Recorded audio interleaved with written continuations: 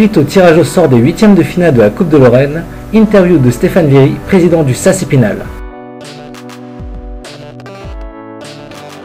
C'était pas prévu. L'objectif c'était surtout d'être crédible au niveau national. Après, la trajectoire sportive est intéressante. On entame le sprint final en étant sur le podium. Donc l'idée c'est de faire de notre mieux possible.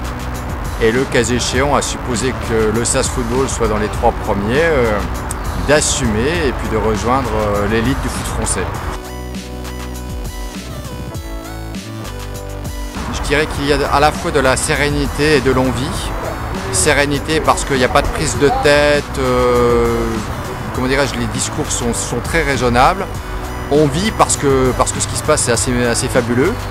Il y a une histoire qui est en train de s'écrire et l'enthousiasme d'aller au bout du livre. S'il y avait un frémissement, ça serait davantage aux yeux de l'extérieur, de ceux qui pensent que c'est fait ou que ça doit se faire ou que c'est facile. Donc il s'agit de raison garder, de rester qui nous sommes et puis on verra, de ne pas avoir de regrets. Peut-être tout d'abord la continuité, puisque c'est un groupe qui fonctionne depuis 2-3 saisons. Donc c'est des joueurs qui se connaissent bien, qui vivent bien ensemble, qui ont envie de partager un certain nombre de choses. Donc la continuité. Deuxièmement, je vais dire tout simplement le travail et les efforts qui sont accomplis par les joueurs, bien accompagnés et bien stimulés par un staff. Et puis troisièmement, je dirais, c'est un contexte, un environnement, un projet club. Les joueurs ont compris qu'ils devaient se mettre au diapason de la volonté du club de se structurer, d'aller de l'avant. Ce sont un peu les vecteurs, c'est la locomotive, l'équipe première. Donc ces 3 choses, continuité, travail et projet, peuvent en partie expliquer cette belle trajectoire.